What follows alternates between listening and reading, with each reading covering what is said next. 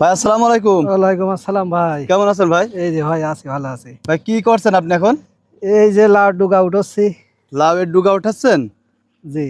আচ্ছা, লাউ তো মনে হচ্ছে যে খুব ভালো ধরছে আপনার কাছে, হ্যাঁ? আল্লাহর রহমতে হ্যাঁ? খুব ভালোই ধরেছে লাউ। পর্যাপ্ত পরিমাণে মনে হচ্ছে যে লাউ। হ্যাঁ, লাউ আল্লাহ যথেষ্ট লাউ দিয়েছে।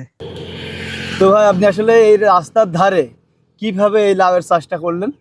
আসলে এই পটলের জমি আমার, তা রাস্তা পড়েছিল, তা ভাবলাম লাউ লাগাই। লাউ শুনেছি যেখানে সেখানে লাউ চাষ হয়, এই জন্য লাউ লাগাইছি। তা আল্লাহর রহমতে লাউ খুব ভালো হয়েছে, মানুষেরও লাউ দিই, নিজেও খাই, আবার বাজারে বিক্রিও করা হয়। এই জায়গায় হয়তো আপনার জমি হবে হাফ কাটা, হাফ মানে এক কাঠা। কাটারও কম। এক কাঠারও কম। তাতে যে লাউ আছে, লাউ তো দেখতে পাচ্ছেন, জি, এতে মাশাআল্লাহ। যথেষ্ট লাউ ধরেছে। বর্ষা না হলে তা আরো লাউ হতো। আর হতো। জি। এখান থেকে কেমন বিক্রি করেছেন? এখান থেকে তাও 1-1.5-2 হাজার টাকা বিক্রি হয়ে গেছে অল্প কিছুদিন ভিতরে কেবলই লাউ ধরছে। হ্যাঁ এই ধরার শুরুতেই দেখা যাচ্ছে এই সাইজের লাউগুলো বিক্রি করে ফেলছেন। হ্যাঁ হ্যাঁ, এ কত বড় টাকা করে সাইজের পিস বিক্রি করলেন? এক এক পিস লাউ এখন 35 টাকা 40 টাকা বিক্রি হয় পাইকারি। পাইকারি। আর ওরা তো আরো হ্যাঁ, ওরা খুচরা আরো বেশি বিক্রি করে। তা রাস্তার ধারে যেহেতু পড়েছিল, জায়গাটা পরিষ্কার করে লাগাইছি, খুব সুন্দর হয়েছে।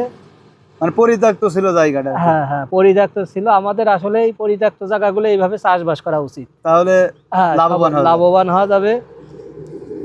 এই জন্য আমরা সবাই যাই করি, জায়গা কখনো ফেলে রাখা উচিত না, মানে জায়গার সঠিক ব্যবহার সঠিক করতে হবে। ব্যবহার করা উচিত। ফেলে না রেখে যে হ্যাঁ। কোনো পদ্ধতি অবলম্বন করে সঠিক পরিচর্যা করে চাষ করলে পরে সেখান থেকে লাভবান হবে। হ্যাঁ, সেখান এটাই থেকে। তো। জি জি জি।